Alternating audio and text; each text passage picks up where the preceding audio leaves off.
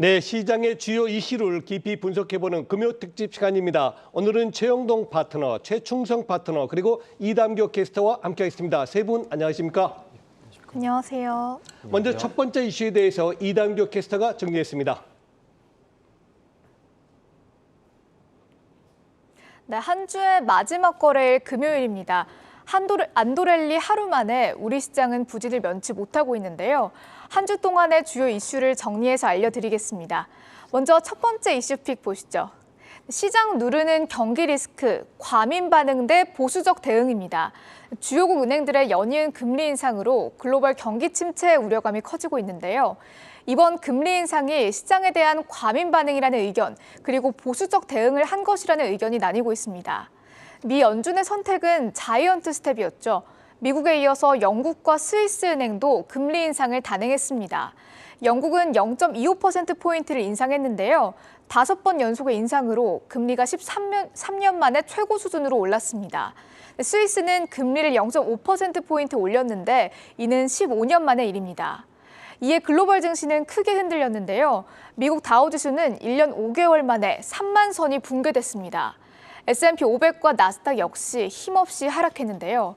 독일과 영국, 프랑스 등 유럽 증시도 2에서 3%대의 낙폭을 기록했습니다. 다음은 미국의 금리 인상에 대한 주요 외신들의 반응 보겠습니다. 워싱턴 포스트는 이번 연준의 금리 인상이 인플레이션 통제를 위한 가장 공격적인 조치였다고 평가했습니다. 과열 경기를 가라앉히는 데 효과가 있는 수단이라고 밝혔는데요. 다만 경기 침체와 정리 해고를 촉발할 수 있다는 부분은 우려점으로 제시했습니다. AP통신도 다소 우려를 표했는데요. 금리 인상은 경기 성장의 유지에는 무딘 도구라고 평가했습니다. 지금까지 첫 번째 이슈픽 전해드렸습니다. 미국 연준이 0.75%포인트 금리 인상에 나선 데 이어서 유럽의 주요 중앙은행들도 금리 인상에 나섰죠. 최영동 파트너님, 이 주요국들의 금리 인상을 보면 이 글로벌 경기 침체 현실화 가능성 조금 더 높아졌다고 봐야 될까요? 예, 일단은 현 시점에서 아닙니다라고 말씀드릴 수 있는 상황들은 아닌 것 같고요. 네. 일단은 경기 침체에 대한 스토리들 가능성들이 좀 열려 있는 상황들이기 때문에 각국의 정부가 상당히 좀 공격적인 통화 정책을 좀 펼치고 있지 않나라는 말씀드릴 수가 있을 것 같습니다. 네. 일단은 6월 달은 좀 금리 인상에 대한 스토리가 좀 나온 상황이고요. 그와 더불어서 이제 7월 달과 이제 9월 달까지도 금리 인상 이야기들이 좀 나오고 있는 상황들이기 때문에 일단은 이러한 부분들에 대해서 금융시장에서는 이미 좀 선반영되고 있지 않나라는 걸 말씀드릴 수가 있을 것 같고요. 그와 더불어서 지속적으로 지금 에너지 가격이죠. 유가에 대한 상승 부분들이 계속적으로 진행이 되고 있는 상황들이기 때문에 네. 인플레를 안 잡을래야 안 잡을 수밖에 없는 그런 이제 상황에 놓여 있다라고 보시면 좋을 것 같고요. 그와 더불어서 금리 인상 이후에 인플레율과 관련된 경기 지표에 대한 하방 속도 자체가 그렇게 지금 크게 나오고 있는 상황들이 아니기 때문에 아마 시장에서는 본격적인 금리 인상, 그러니까 FOMC가 9월 달까지 예정이 되어 있는 상황에서 이 부분들까지 금리 인상이 진행되고 나서 실질적으로 경기 지표를 확인하고자 하는 심리가 상당히 좀 강하기 때문에 사실은 지금 수준에서는 경기 침체에 대한 스토리들이 시장을 좀 압도하고 있지 않나라는 말씀드릴 수가 있을 것 같고요. 다만 또 반대적인 부분들은 좀 있습니다. 그러니까 그만큼 공격적인 금리 인상을 한다는 부분들은 오히려 인플레 잡은 이후에 경기 침체에 대해서 공격적으로 각국의 정부들이 좀 들어갈 상황이 있기 때문에 지금 현 시점에서 경기 침체에 대한 현실화 부분들로 인해서 주식 시장에 대한 하락 압박 요인은 작용할 수는 있겠지만 이 아픔이 지나고 나서 본격적으로 경기 침체에 들어갔었을 때 각국의 정부가 금리 인상 부분이나 이런 부분에 스탑을 걸 가능성이 상당히 높기 때문에 현 시점에서 시장에서 어떻게 반응하는지에 대해서만 좀 집중하자라는 전략 제시해드리도록 하겠습니다. 네, 저는 최충성 파트너께 물어보겠습니다. 오늘 비록 낙폭은 줄이고 있습니다만 장중한 때 2,400이 무너졌어요. 어떻게 지수 아랫방향을 더 열어놔야 될까요? 네, 일단 결론부터 말씀드리면 지수 하방 가능성은 조금 더 열어두셔야 된다라고 말씀드리고 싶고, 지금은 중요한 부분이 굉장히 심리적인 부분이 많이 위축이 돼 있다는 부분이 좀 많이 우려감을 좀 낳고 있지 않나. 거기에 이제 외국인들 자금 이탈까지도 나오고 있는 상황이고, 일단 어제 그저께 같은 이틀 전만 해도 이제 하락이 어느 정도 나오고 상승이 좀 나왔을 때 뭔가 양봉의 모습을 빵 나와줬더라면 저가 매수가 유입이 되는 거니까 거래량이 동반된 그런 모습이 나왔다면 이제 저점을 좀 다져가려고 하는 모습이겠구나라고 판단을 할 수 있었을 텐데 굉장히 지금 오늘까지도 좀 뜨뜻미지근한 그런 모습을 보이고 있기 때문에 일단 하방 가능성은 좀 열어두시고 횡보의 관점에서 좀 시장을 보시는 것이 좋다라고 말씀을 드리고 싶습니다. 일단 인플레이션 그리고 뭐 전쟁까지 장기화되고 있고 경기 침체 이슈까지도 지금 장단기 금리 역전이라든지 뭐 각종 지표 경기와 관련된 그 주택 지표라든지 그런 부분들이 계속적으로 좀 안 좋게 나오고 있는 상황이기 때문에 이런 부분들의 투시 미축이 굉장히 좀 크게 일어나는 상황이기 때문에 조금은 열어두시고 대응하시는 것이 좋지 않을까라고 말씀을 드리도록 하겠습니다. 네, 앞서 말씀하셨듯이 유가 상승세가 지속되고 있습니다. 계속해서 국제 유가 120달러 선을 위협받고 있는 모습인데요. 이 미국의 대이란 추가 제재 발표도 있었고 뭐 지정학적 리스크도 계속되고 있는 상황인데 좀 변수와 전망 어떻게 보십니까? 일단은 뭐 단기 변수는 뭐 다들 아시겠지만 다음 달 예정이 돼 있는 바이든 예. 이제 사우디 회담이지 않을까라는 말씀드릴 수가 있을 것 같아요. 일단은 지금 우리나라 뭐 금융시장뿐만 아니고 전 세계적으로 지금 유가에 대한 상승 부분들 상단에 지금 140불, 150불대까지 예상하는 예. 하우스도 좀 있는 상황들이기 때문에 실질적으로 유가에 대한 하락 안정화가 나오기에는 상당히 조금 어려운 그런 이제 구간들에 있다라고 보시면 좋을 것 같고요. 단기적인 변수로 놓고 보시게 되면 일단은 앞서 언급드렸던 바이든과 이제 반살러 회담 부분일 것 같은데 예. 저는 이게 굉장히 좀 중요하다라고 생각이 좀 들어요. 쉽게 말씀드려서 지금 중동 국가들 같은 경우는 오랜만에 찾아온 호기거든요. 그러니까 쉽게 말씀드려서 그렇죠. 지금 유가에 대한 상승 부분을 위해서 뭐 이 그 중동 지역 자체는 워낙 또 이제 매출액이라든지 이런 부분들이 상당히 좀 증가가 되고 있는 상황들이기 때문에 저는 개인적으로는 이 기간 자체를 좀 늘리고 싶어하는 욕심이 좀 크지 않을까라는 말씀드릴 수가 있을 것 같고 막상 저도 마찬가지고 아마 우리 시청자분들께서도 한번 생각을 해보시면은 답은 간단히 나올 것 같습니다. 내가 한번 사우디가 한번 해보자. 그랬었을 때 바이든이 넘어왔었을 때 내가 과연 바이든이 요구하는 데에 대한 요구사항 자체를 다 들어줄 수 있을 것인가. 예. 쉽지 않다라고 저는 생각을 하고 있거든요. 그만큼 이 회담 안에서 이해 충돌 가능성이 상당히 높지 않을까라는 걸 말씀드릴 수가 있을 것 같고 그와 더불어서 하반기에 중국 쪽에서에 대한 수요 부분도 증가가 된다라고 하게 되면 하락 리스크, 아까 하락 안정화보다는 오히려 상향 안정화가 이루어질 가능성이 상당히 높기 때문에 지금 구간에서 유가에 대한 하락 부분들을 예측을 하기에는 상당히 좀 어렵다라고 말씀을 드리도록 하겠습니다. 네, 이번에는 원달러 환율에 대해서 한번 여쭤보겠습니다. 오늘 다행스럽게 지금은 안정 보이고 있습니다만 오전장에는 1290원까지 터치돼 있어요. 일각에서 보는 1300원 돌파 가능성 그리고 외국인의 수급 동향까지 같이 진단해 주시죠. 네, 일단은 뭐 1,300원 돌파를 할 것이냐 굉장히 조금 의미 있는 수치로 보고 있는 것 같은데 일단 저는 지금 상황에서는 대외적인 우리가 놓여 있는 지금 환경에서만 보더라도 굉장히 좀 안 좋은 상황이 반복이 되고 있는데 지정학적 리스크까지 더해지면서 충분히 돌파 가능한 그런 상황이 나오지 않을까라고 말씀을 드리고 싶고요. 예. 기존에 뭐 에너지 가격 관련해서도 유가도 지금 뭐 120달러, 지금 뭐 150달러, 160달러까지도 뭐 보고 있는 그런 상황이기 때문에 일단 환율 자체, 그 지수 전반적으로 보았을 때는 주가와 환율은 그냥 반대격으로 지켜보시면 됩니다. 일단 주가가 지금 좋지 않은 그런 상황이기 때문에 환율은 역으로 좀 올라갈 수 있다 이런 상황으로 좀 보시면 좋을 것 같고 다만 이제 환율 자체는 우리나라만의 문제는 아닙니다. 전 글로벌적인 문제이기 때문에 환율을 잡으려고 각국 중앙은행에서 금리 인상이라든지 이런 부분들을 좀 노력을 하고 있기 때문에 일단 시간이 걸릴지언정 회복은 될 것이나 일단은 상승 하락을 계속적으로 좀 반복하는 그런 모습을 보이지 않을까라고 말씀을 드리도록 하겠습니다. 네, 이번엔 시장의 긍정적인 두 번째 이슈 살펴보도록 하겠습니다. 이담규 캐스터 전해주시죠. 네, 금요일에 전해드리는 두 번째 이슈픽 보겠습니다. 법인세 최고세율 인하 수혜볼 기업은 어디인데요. 정부가 전일 발표한 새 정부 경제정책 방향에서 법인세 인하에 대한 관심이 뜨거웠죠. 관련 내용 살펴보도록 하겠습니다. 정부가 현행체계 정립 후 5년 만에 법인세 인하를 추진한다고 발표했습니다. 최고세율을 현재 25%에서 22%로 낮추겠다는 건데요. 2008년 이명박 정부가 법인세를 인하한 이후 14년 만에 법인세 감면 정책입니다. 또한 정부는 과세 표준 구간도 단순화하겠다고 밝혔습니다. 현재는 4단계로 이루어져 있는 구간을 2단계나 3단계로 조정하겠다는 계획을 발표했습니다. 이를 통해서 기업들은 세금 부담을 덜 수 있는 건데요. 정부는 이러한 법인세 개정이 기업의 투자 및 고용 창출을 유인하기 위한 조치라고 밝혔습니다. 지금까지 두 번째 이슈픽 전해드렸습니다. 법인세 최고 세율이 22%로 낮춰지면은 이 국내 기업 119개 기업이 수혜를 볼 것이라는 분석이 나왔습니다. 이들은 이 코스피 지수 내 시총 비중의 약 한 78%에 달한다는 건데요. 최영동 파트너님, 이 코스피 순이익 이렇게 되면 어느 정도 순이익이 날 거고 또 수혜를 보는 업종 어떤 게 있을까요? 예, 일단은 뭐 현재 지금 정부에서 강력한 좀 감세 정책을 좀 드라이브를 좀 건 게 아닌가 말씀드릴 수가 있을 것 같고요.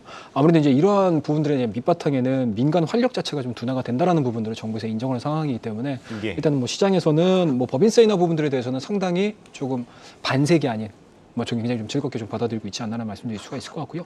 앞서 언급하셨던 것처럼 우리 앵커님께서 뭐 전체적인 이제 영업이익 자체가 대규모 집단에 상당히 좀 많이 있지 않습니까? 예. 그래서 세금 부분들도 마찬가지로 거의 한 40% 가깝게 이 앞서 언급하셨던 그 기업들이 대부분이 이제 앞으로 하고 있는 상황들이기 때문에 예. 이 부분들이 이제 법인세에 대한 인하 부분들이 좀 나오게 되면 영업이익에 대한 증가 부분들 그리고 이제 금융 부분에 대한 비용 자체가 감소가 될 가능성이 상당히 높기 때문에 긍정적으로 해석을 하는 게 좀 맞지 않나라는 말씀드릴 수가 있을 것 같고요.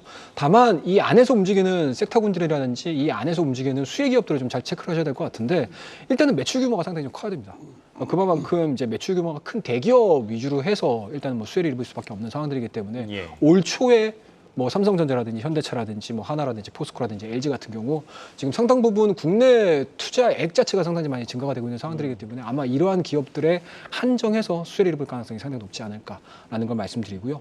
그와 더불어서 업종을 좀 체크를 해서 보자라고 하게 되면 여전히 뭐 시황이라든지 아니면 여전히 뭐 경기 둔화에 대한 부분들로 우려감들로 인해서 주가에 대한 하락 부분들이 좀 나오고 있는 상황들이긴 하지만 뭐 반도체라든지 OLED 그다음에 뭐 태양광이라든지 아니면 이제 자동차 쪽이라든지 쉽게 말씀드린 설비 투자가 많이 들어가는 섹터군들에 대해서 좀 수혜를 입을 가능성이 상당히 높기 때문에 아마 시장 자체가 좀 턴온도가 이루어지는 과정에서는 이러한 기업들에 대한 속도 부분들이 더 붙을 수 있다. 그러니까 쉽게 말씀해서 지금 주가가 하락을 한다라고 해서 뭐 그냥 가만히 보실 것이 아니고 턴어라운드가 이루어질 때 이러한 이제 수혜 부분들이 좀 붉어지면서 속도가 좀 붙는지 여부 좀 체크를 하면서 대응하자라는 전략 제시해드리도록 하겠습니다.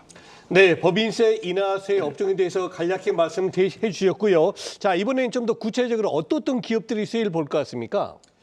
네, 일단은 뭐 쉽게 코스피 지수 내에 78% 정도로 체크를 하시면 좋을 것 같은데 일단 대기업들 그냥 쉽게 생각을 하시면 대기업 체크를 하시면 좋습니다. 일단 삼성전자, SK, 현대, 뭐 다우기술, 한화, 메리츠 금융지주, 뭐 SK이노베이션, 현대차, CJ 제일제당 등 많은 기업들이 있는데 일단 법인세 체계 변화에서 세전 이익 규모가 크고 세전 이익 규모 대비 법인세 절감 규모가 큰 기업일수록 굉장히 유리하다. 이 부분을 좀 지켜보시면 되고 이번 법인세 인하 관련해서 포인트는 그거 같습니다. 일단 투자 확대와 일자리를 창출하겠다. 낙수 효과를 좀 발생시키겠다라고 이제 이야기가 나왔기 때문에 최근에 이제 대기업들이 투자 관련돼서 이야기를 많이 했었잖아요. 뭐 삼성전자 같은 경우 450조 투자 뭐 그런 것들 나왔기 때문에 일단 투자 관련해서 낙수 효과가 좀 일어나고 이번에 M&A 관련된 그런 부분들도 나오고 있기 때문에 지금은 뭐 중소기업들이 완전히 좀 수혜를 받는 그런 모습들은 아직 뭐 발표가 나오지 않았지만 이런 부분들이 좀 흘러서 여기에 이제 수혜를 보는 그런 업종들을 찾으신다면 오히려 좀 크게 좀 투자하시는 데 있어서 수익을 보실 수 있지 않을까라고 말씀을 드리도록 하겠습니다. 네, 금융특집 마지막 이슈 살펴보도록 하겠습니다. 이담규 캐스터가 전해드립니다. 네, 마지막 세 번째 이슈픽도 알아보겠습니다. 투자 매력 높은 IT 부품주 찾기입니다. 긴축에 따른 국내 증시 조정으로 인해서 시장 대응 전략에 투자자들의 이목이 집중되고 있는데요. 힘든 시장 속에서도 매력도가 높아질 종목에 대한 증권사의 의견을 알아보겠습니다. 먼저 신한금융투자의 의견입니다. 신한금융투자는 폴더블과 DDR5, MR과 관련된 기업에 주목해야 한다고 설명했습니다. 폴더블은 방향성이 가장 명확한 IT 모멘텀이라고 밝혔는데요. DDR5는 실제 공급 단가 상승이 기대치를 대폭 웃돌 것이라고 전망했습니다. 그러면서 올해를 기점으로 4년간은 실적 모멘텀이 지속될 것이라고 밝혔습니다. MR은 AR과 VR의 장점을 따온 기술로 혼합현실이라고 부르는데요. 현실 세계와 가상 정보를 결합한 겁니다. 혼합현실 기술이 내년 상반기에 애플 글래스에 접목될 예정이라고 밝혔습니다. 그러면서 관심주로 파인테크닉스와 KH바텍, 인터플렉스, 그리고 TLB와 자화전자, 세코닉스를 제시했습니다. 다음은 NH투자증권의 의견도 보시죠. 폴더블 스마트폰이나 XR 등 신규 기기 노출도가 높은 기업에 주목해야 한다는 의견을 제시했는데요. 애플 판매 비중이 높은 기업에도 주목했습니다. 폴더블 스마트폰 시장과 아이폰은 판매 둔화 속에서도 성장세를 이어갈 것이라고 전망했습니다. 관심주로는 KH바텍과 BH, 파트론과 세경 하이테크를 꼽았습니다. 지금까지 이슈픽 3가지 전해드렸습니다. 삼성전자의 폴더블 폰 독주가 이어지고 있습니다. 오는 8월에는 삼성전자가 4번째 폴더블 폰을 또 출시를 하는데요. 이 최영동 파트너님, 삼성전자가 이 하반기에 출시될 새로운 플래그십도 이제 출시를 취소하면서까지 예. 폴더블 폰에 이제 집중한다고 하는데 좀 관련된 부품 좀 어떤 게 있을까요? 일단은 아마 삼성전자 내에서 고민을 엄청나게 많이 할 거고요. 그리고 예. 이제 신제품, 특히 이제 폴더블 폰의 아마 판매량 자체를 늘리기 위해서 네. 엄청난 총력을 좀 기울일 가능성이 상당히 높다라고 생각이 좀 듭니다. 그에 따라서 기본적으로 이제 관련된 종목군들에 대한 변동성이라든지 그리고 상승 흐름들을 좀 잘 체크를 하셔야 되는 게 맞지 않나라는 말씀드릴 수가 있을 것 같고요. 앞서 우리 캐스터님께서 말씀하셨던 종목군들이 사실은 폴더블 폰의 거의 대다수의 종목들입니다. 네. 그 안에서 이제 누가 더 먼저 가느냐 아니면 더 가느냐에 대한 게임일 것 같은데요. 일단은 첫 번째로는 저는 개인적으로는 파인테크닉스를 좀 보고 싶습니다. 그러니까 쉽게 말씀해서 폴더블 같은 경우는 여러 가지 우리가 흔히 쓰고 있는 바 형태의 핸드셋이 아니고 접었다 폈다 하는 상황이기 때문에 예. 이 디스플레이에 대한 독보적인 기술력을 갖고 있는 파인테크닉스 좀 체크를 좀 하셔야 될 것 같고요. 그리고 다만 여기서 파인테크닉스가 조금 더 긍정적인 포인트를 좀 보자라고 하게 되면 이 파인테크닉스는 삼성 쪽에만 납품이 되는 게 아니고 중화권에도 또 폴더블 이제 부품들을 좀 납품을 하고 있는 상황들이기 때문에 제품에 대한 다변화도 분명히 있지만 공급처에 대한 다변화도 분명히 있다는 거 말씀드리고 마지막으로 또 KH바텍 빼놓을 수는 없을 것 같습니다. 힌지에 대한 공급력 자체가 삼성전자에 주력으로 좀 납품을 해주고 있는 상황들이기 때문에 앞서 언급드렸듯이 삼성전자에 대한 뭔가 폴더블 폰에 대한 이제 공격적인 마케팅이 좀 들어간다라고 하게 되면은 KH바텍도 눈여겨보자라는 거 말씀드리도록 하겠습니다. 네, 이번엔 최충성 파트너, 삼성전자에 이어서 아이폰 14 시리즈도 하반기 출시가 예정돼 있는데요. 관련 기업은 어디가 될까요? 네, 일단은 뭐 쉽게 일단 아이폰, 애플카, 수혜주로 좀 분류되어 있는 LG 이노텍을 먼저 말씀드리고 싶고요. 카메라 화소수가 상향되면서 LG 이노텍의 판매 단가가 좀 올라갈 수 있다는 부분에 대해서 좀 예상을 좀 할 수 있습니다. 반도체 기판도 좀 빠르게 성장되고 있는 상태이기 때문에 LG 이노텍 관련해서 체크를 해보시면 좋을 것 같고, 저도 이제 BH 관련해서 또 다음으로 말씀드리고 싶은데, 스마트폰용 현성 회로 기판인 RF PCB 관련해서 생산을 좀 주력으로 하는 그런 업체입니다. 일단 RF PCB 관련해서는 최근에 많이 좀 시장에서 이슈가 됐었고 주가도 많이 상승을 했었기 때문에 뭐 다 알고 계실 텐데 BH 관련해서도 체크를 해보시면 좋을 것 같습니다. 그리고 다음으로 LG 디스플레이 관련해서도 말씀을 드리고 싶은데, 일단 점유율적인 부분, 노치를 없애고 펀치홀로 이제 가면서 그런 부분들이 있기 때문에 LG 디스플레이 관련해서도 좀 체크를 해보시면 좋을 것 같습니다. 마지막으로 이제 한 번 더 말씀드리고 싶은 거는 뭐 기업적인 측면에서 메타버스 관련주를 좀 체크해 보시라라고 말씀드리고 싶은데요. 예. 시장은 항상 새로운 걸 원하잖아요. 이번에 애플에서 헤드셋 관련해서 MR 출시를 한다고 했기 때문에 일단 지금 뭐 메타라든지 마이크로소프트 관련해서 다 붙어 있는 상태이고, 삼성까지도 경쟁에 좀 참여하고 있는 상태이기 때문에 뭐 맥스트, 스코넥, 자이언트 스텝 같은 종목들도 체크를 해보시면 좋을 것 같습니다. 네, 이어서 최영동 파트너부터 다음 주 공략주 살펴보도록 하겠습니다. 네, 삼양식품입니다. 파트너님, 진단 부탁드립니다. 예, 일단은 뭐 이제 6월달 다음 주 정도가 되게 되면은 기업 실적에 대한 가이던스들이 나올 가능성이 상당히 높기 때문에 예. 시장에서의 뭔가 이제 투자 포인트라고 해야 될까요? 관심 포인트 자체가 매크로에서 기업의 실적으로 전환될 가능성이 상당히 높다. 그렇다고 되면 2분기 실적과 관련된 종목군들, 2분기 실적이 다른 섹터 대비해서, 다른 기업 대비해서 올라갈 수 있는 기업들이 시장에서 각광을 받을 가능성이 상당히 높지 않을까라는 생각이 좀 가지고 있고요. 그에 따라서 삼양식품에 대한 주가 흐름도 좀 보셔야 될 것 같은데요.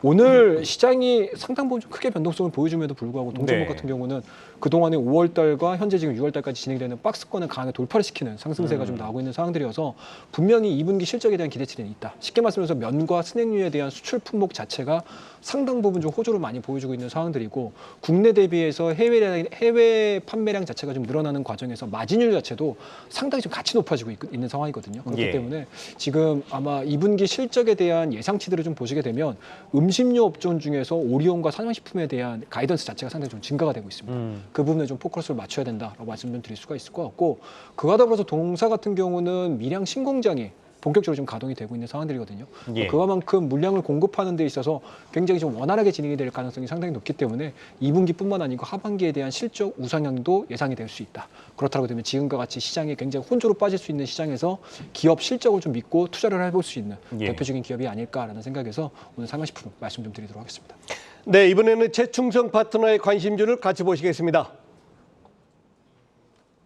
아미노로직스, 네, 역시 비슷한 종목인데요. 진단해 주시죠. 네, 일단 아미노로직스 같은 경우에는 지금 곡물, 식품 가격이 너무 많이 좀 상승을 하고 있고 가뜩이나 인플레이션이 불고 있는데 전쟁 이슈까지 나오면서 굉장히 좀 부담이 많이 되고 있는 그런 상황입니다. 그러면 이제 사람들은 대체 가공식품이나 이런 것들을 좀 찾는데 곡물의 대체제로 평가되는 아미노산을 좀 생산하는 그런 기업입니다. 일단 기존에 이화여자 대학교 연구팀과 협력을 해서 세계 최초로 아미노산 자동화 생산 기술을 좀 확보한 그런 기업이기도 하고요.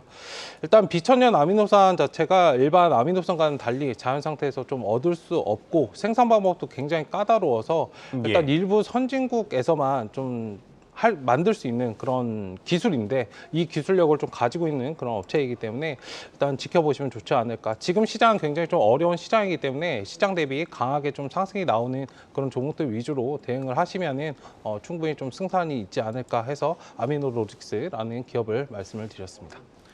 네, 금요특집 오늘은 최영동, 최충성 왕래 파트너와 함께했습니다. 말씀 고맙습니다. 감사합니다.